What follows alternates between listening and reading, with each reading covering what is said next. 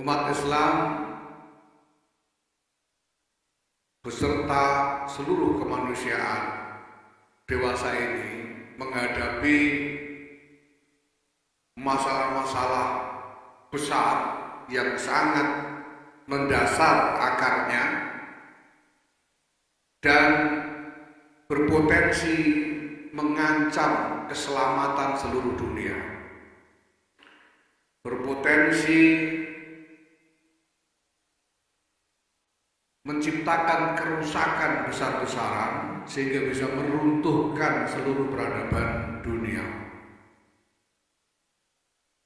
Masalah itu adalah masalah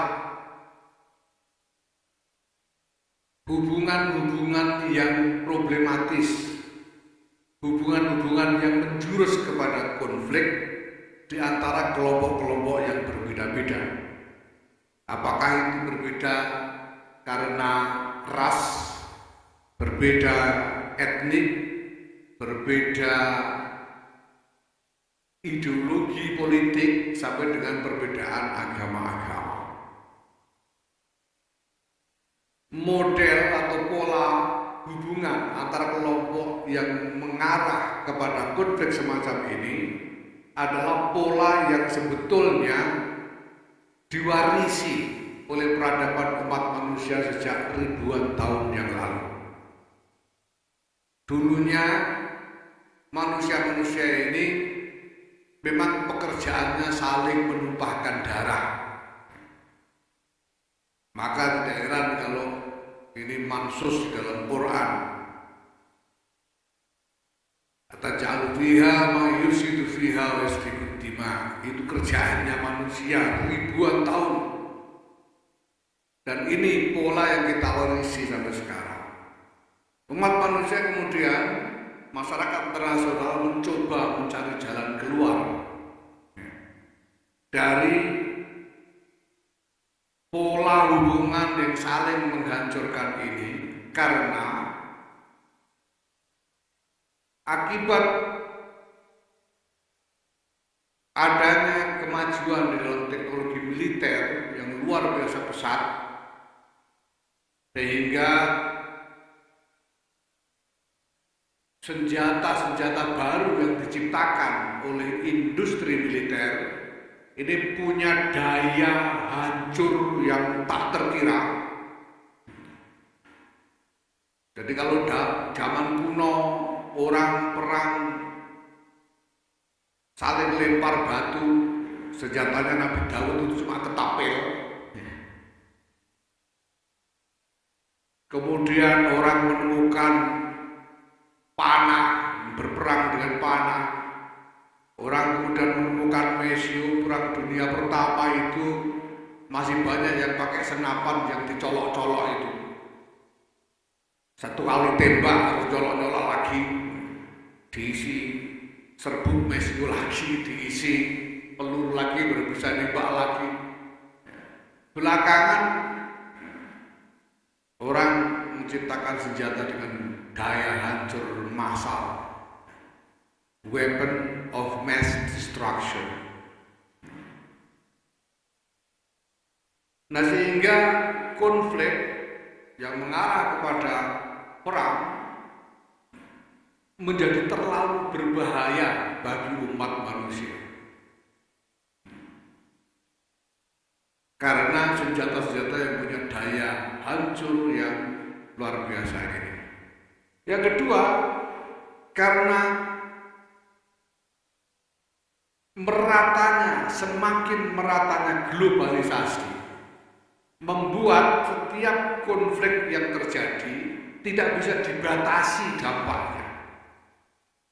Walaupun konflik itu terjadi di satu tempat yang terpencil, dampaknya akan berakibat secara menyeluruh di seluruh dunia.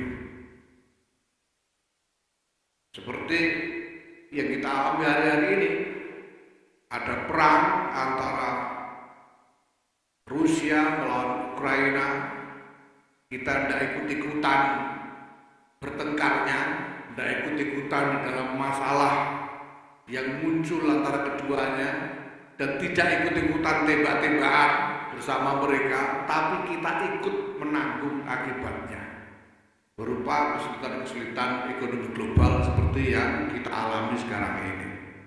Nah, ini semua sudah dipikirkan oleh masyarakat internasional sejak beberapa dekade terakhir, sekurang-kurangnya sejak 78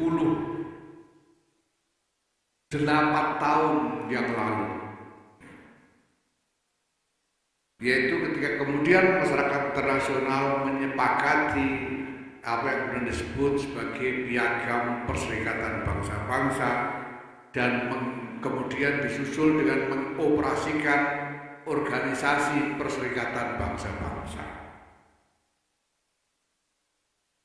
Nah, di dalam Muktamar Internasional Fikih Peradaban yang pertama yang kita gelar pada bulan Februari, 6 Februari 2022 yang lalu, Murid Besar Nahdlatul Ulama mengajukan soal kepada para ulama yang hadir tentang hukum-hukum yang terkait dengan Piagam PBB itu. Apakah Piagam PBB ini sebagai perjanjian sah, bisa dianggap sah menurut syariat? Apakah para kepala negara yang menandatangani Piagam PBB itu bisa dianggap wakil yang sah untuk membuat perjanjian bagi warga negaranya masing-masing, termasuk apabila kepala negara itu seorang kafir non-muslim, apakah sah dia dalam perjanjian itu mewakili warga negara atau penduduk muslim di negaranya? Ini pertanyaan-pertanyaan yang dilontarkan dalam Muktamar Internasional Fikih Peradaban yang pertama tahun lalu. Alhamdulillah secara keseluruhan jawaban dari para ulama itu adalah sah, walaupun kemudian ada banyak sekali kritik terhadap keberadaan Organisasi Perserikatan Bangsa-Bangsa dan juga aspirasi-aspirasi tentang apa yang dibutuhkan ke depan.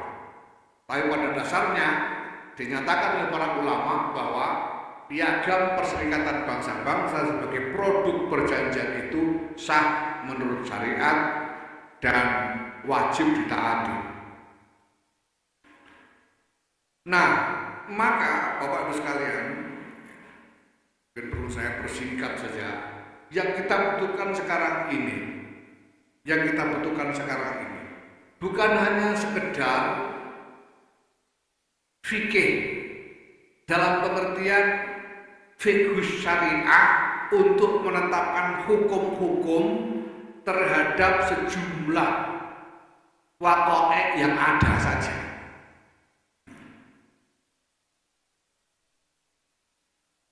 Yang kita butuhkan bukan sekedar satu istimbat yang bersifat reaksioner terhadap apa yang telah atau sedang terjadi. Jelas bahwa kita butuh pandangan-pandangan terkait apa yang sudah dan sedang terjadi itu. Termasuk perlunya yang tadi disebut oleh Kiai Azaim, mi'adatun nadhar terhadap pandangan-pandangan yang dulu mapan. Tapi kalau kita paksakan sekarang, ini bisa menjadi masalah besar. Pandangan bahwa orang kafir itu tidak bisa disetarakan dengan orang mukmin di dalam kehidupan masyarakat, itu adalah pandangan yang mapan pada masa lalu. Makanya ada wawasan tentang kafir dhimmi, kafir harbi, kafir mu'ahad dan sebagainya. Karena ada pandangan ini bahwa orang kafir non-muslim tidak bisa disetarakan dengan muslim di dalam kehidupan bermasyarakat. Bahkan ada pandangan yang saya kira bersifat usuli, karena mengatakan bahwa al-aslu fil kafir halalud dam wal mal. illa liman lahul aman minal imam. Misalnya. Ini pandangan yang dulu mapan. Memang dulu begitu adanya. Tapi kalau hari ini kita paksakan untuk menerapkan pandangan-pandangan ini yang celaka bukan cuma orang Sukorejo, bukan cuma orang Situbondo, bukan cuma orang Indonesia yang celaka, ini bisa seluruh dunia bisa celaka. Ya, pandangan bahwa kalau ada konflik antara satu kelompok Muslim dengan kelompok non-Muslim, maka kewajiban Muslim lainnya adalah turun tangan untuk membantu kelompok Muslim itu. Apalagi kalau memang alasannya adalah alasan agama. Karena al-mu'minu lil mu'mini kal jasadil wahid.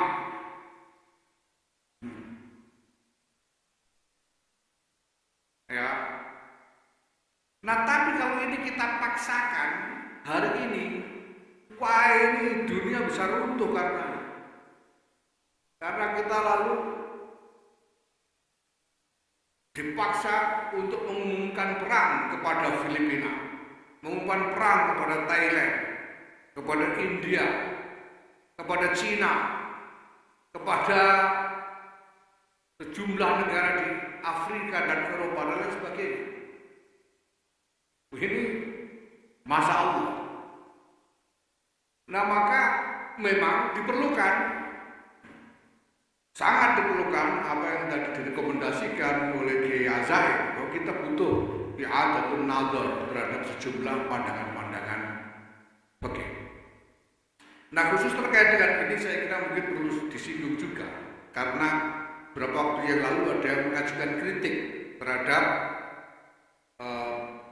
konsep wacana fikih peradaban ini yang dianggap terlalu fokus kepada politik.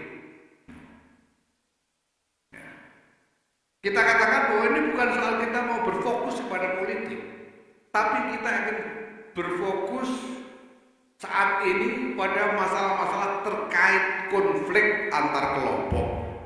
Karena ini masalah yang paling krusial.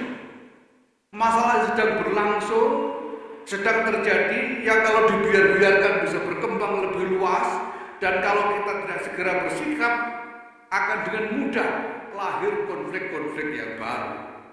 Dan ini yang paling mengancam kehidupan umat manusia. Ya, yang lain bagaimana dengan soal ekonomi? Kalau ekonomi itu melarat-melarat dikit asalkan hidup kan ya masih lumayan. Daripada konflik, kena bom salah sasaran dan sebagainya kan celaka. Maka kita dahulukan pembahasan tentang masalah-masalah terkait konflik ini. Tetapi lebih lanjut, Bapak Ibu sekalian saya hormati, apa yang sudah dicapai oleh masyarakat internasional saat ini memang jauh dari memadai. Jauh dari memadai. Apa yang sudah menjadi kesepakatan yang kemudian disebut Piagam Perserikatan Bangsa-Bangsa itu sendiri, ini masih kurang banyak. Masyarakat internasional masih butuh lebih banyak lagi kesepakatan-kesepakatan dan upaya-upaya untuk menutup kemungkinan-kemungkinan konflik yang lebih besar. Ya, nah sementara apa yang sudah dicapai itu sendiri seperti Piagam PBB dan juga yang lain-lain, misalnya ada yang disebut UNCLOS, ya, United Nations Convention on the Law of the Sea. Jadi konvensi Perserikatan Bangsa-Bangsa tentang hukum laut itu masih kurang banyak. Masih ada banyak masalah di situ yang belum disepakati. Dan lebih jauh lagi, yang sudah disepakati dan sudah ditulis, ditandatangani, itu masih banyak yang belum diterapkan secara konsisten. Sudah jelas bahwa PBB menolak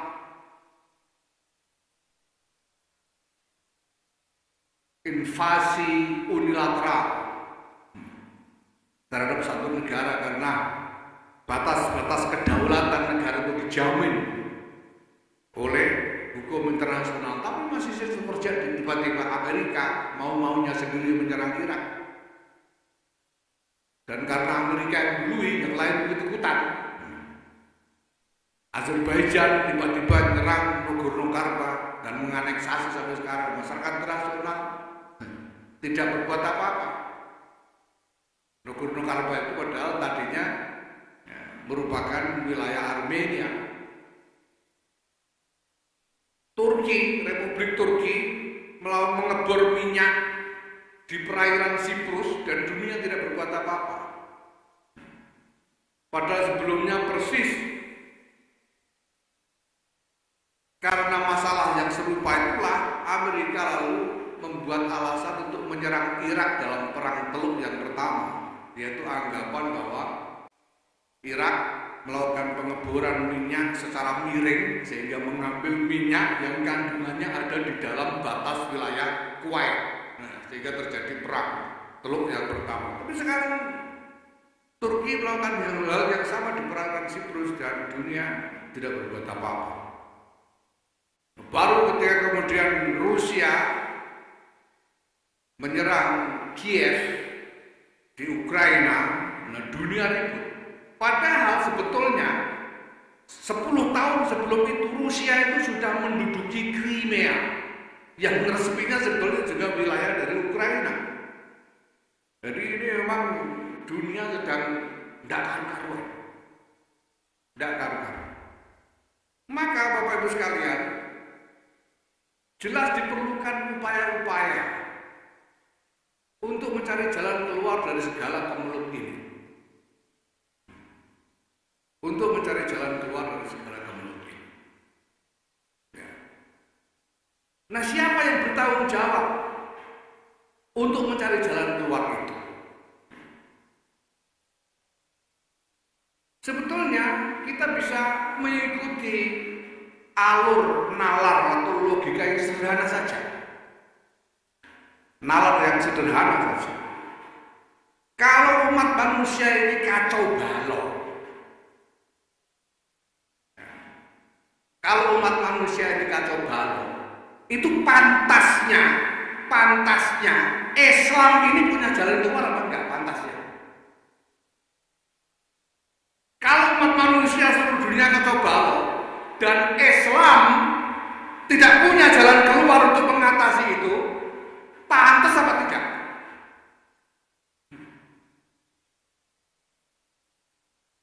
Tidak pantas sama sekali. Agama yang rahmatan lil alamin ini tidak berupaya, tidak menyediakan jalan keluar dari kekacauan peradaban umat manusia. Ini yang pertama. Pasti Islam punya jalan keluar. Pasti Islam punya jalan keluar. Nah, jalan keluarnya seperti apa? Karena kita tahu sekarang tadi sudah disebut-sebut oleh Ki Azaim, orang dengan 3 orang tim kreatif saja sudah bisa bikin podcast, produksi fatwa setiap hari 70 kali. Nah, terus siapa yang berhak bicara atas nama Islam? Kalau Islam ini harus menyediakan jalan keluar, siapa? Siapa yang harus bertindak atas nama Islam? Ya tidak lain tidak bukan adalah para ulama. Karena ulama itu warasatul anbiya. Para ulama.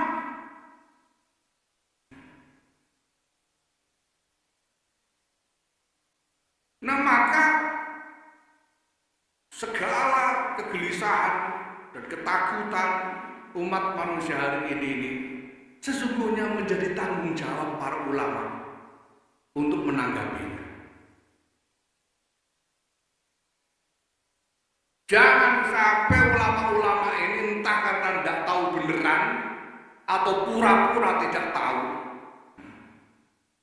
lalu tidak mau ikut-ikutan memikirkan jalan keluar dari masalah besar umat manusia ini. Ketika turun ayat wattaqu fitnatan la tusibanna alladziina zalamu minkum khassah. Ada riwayat Sayyidatina Aisyah radhiyallahu anha bertanya kepada Rasulullah, "Nah, apakah fitnah itu bisa menimpa orang-orang soleh?" Rasulullah menjawab, "Bisa." Lalu bagaimana mungkin ada fitnah menimpa orang soleh?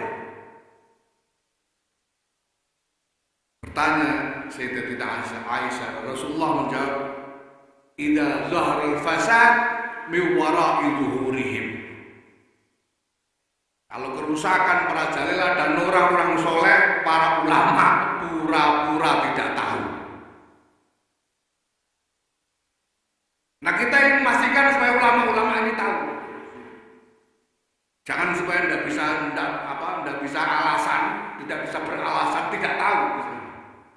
Maka kita adakan serial Halaqah ini untuk memastikan bahwa ulama-ulama ini tahu tentang masalah ini dan kemudian ikut memikirkannya. Kenapa? Karena jamiah kita ini sejak awal punya klaim besar yang diabadikan di dalam namanya, Nahdlatul Ulama. Ini klaim yang luar biasa. Ini bukan klaim atas kemuliaan ulama, bukan klaim atas tingginya derajat ulama. Ini klaim atas tanggung jawab ulama. Maka jelas Nahdlatul Ulama tidak boleh tinggal diam dalam soal ini. Nah, alhamdulillah Bapak Ibu sekalian yang saya hormati, saya kira kesadaran yang menimbulkan keberanian dan keteguhan para ulama, para muassis jamiah ini untuk mendirikan Nahdlatul Ulama ini antara lain karena ulama-ulama ini, ulama-ulama kita di Nusantara ini selama ratusan tahun memang telah ditempa oleh pengalaman sejarah yang luar biasa yang menjadikan mereka semua berani berpikir, berani menawarkan jalan keluar bagi masyarakat. Lebih dari ulama-ulama di berbagai belahan dunia lainnya. Ini ulama-ulama kita. Dari dulu, ya ini bisa menjadi kajian sosiologis, sosiohistoris yang mendalam. Tapi jelas ini sudah menjadi karakter dari para ulama kita. Dari dulu. Sehingga misalnya ulama-ulama kita ini yang pertama di seluruh dunia Islam yang berani mensahkan negara kesatuan Republik Indonesia sebagai negara nasional dan bukan negara agama. Pertama kali di seluruh dunia, ulama yang mengesahkan. Karena ulama-ulama kita itu tanda tangan, ada wakil ulama kita yang tanda tangan. NKRI. Tidak bisa kita bandingkan dengan misalnya Republik Turki, karena Republik Turki itu inisiasi dari orang sekuler yang tidak melibatkan ulama sama sekali. Tidak bisa dibandingkan dengan Saudi, karena Saudi itu satu kabilah Al Saud yang kemudian menguasai satu wilayah di Jazirah Arab. Tidak bisa dibandingkan. Di sini betul-betul ulama kita ini. Ulama beneran yang menyatakan bahwa NKRI ini sah, bahkan kemudian dinyatakan bahwa negara kesatuan Republik Indonesia berdasarkan Pancasila UUD 45 bersendikan Bhinneka Tunggal Ika adalah bentuk final dari upaya umat Islam Indonesia mengenai negara.